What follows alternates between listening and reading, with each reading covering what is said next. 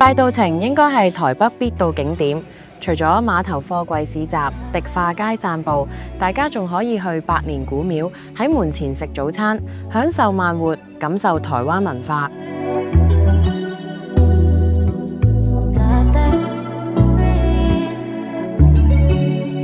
歡迎嚟到我哋 Fly GBA 頻道，今日帶大家去一個好有台灣古早味嘅地方——台北大稻埕慈聖宮。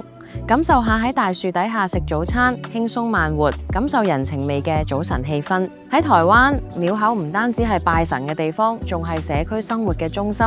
就好似慈聖宮咁，就係有過百年歷史。附近有一個大廣場，好多人會喺度傾偈休息。門前又有唔少攤檔，令廟口變咗一個信仰同生活融合嘅小市集。慈聖宮係清朝時期建造嘅媽祖廟，曾經負責保護碼頭商船嘅安全，到而家仲有好多香火。好多人一大清早都專程嚟騎住機車停喺廟門口個空地，坐喺一大片古老榕樹嘅樹蔭下抖涼食嘢。呢度啲榕樹枝幹好粗壯，樹蔭好濃，即使夏天太陽猛曬，陽光透過樹葉射落嚟，坐喺樹下真係好舒服。空氣入邊夾雜住傳統早餐嘅香味，大家喺度傾下偈，成個氛圍好 relax。享受一頓慢活早餐。講到早餐啦，呢度嘅攤位咧都有佢哋嘅招牌菜啦，例如阿蘭大鼎炆仔魚蛋炒飯啊。咁啲飯咧香氣逼人，帶住大海味道。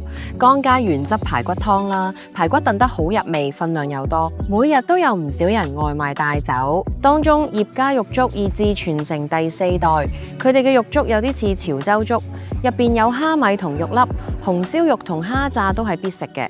紅燒肉睇落有啲似炸叉燒，炸物加埋粥非常配合。呢啲古早味小食係由市井生活傳落嚟，唔係咩高級菜，但係就係台灣人嘅熟悉味道，好多人心目中最舒服嘅家鄉味。如果有機會去台北，就一定要嚟慈聖宮，感受一下台式慢活早餐文化，坐喺大樹底下，聞住食物香氣，享受一個輕鬆又寧靜嘅早晨，體驗真正嘅台灣古早味。唔知大家去台灣玩又會食咩早餐呢？不如留言同大家分享。如果中意我哋介紹嘅台灣文化咧，就俾個 like 佢哋，仲有撳埋訂閱掣同埋開通知中。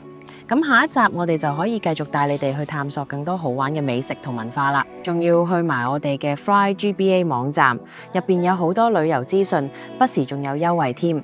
多謝大家支持，我哋下次見，拜拜。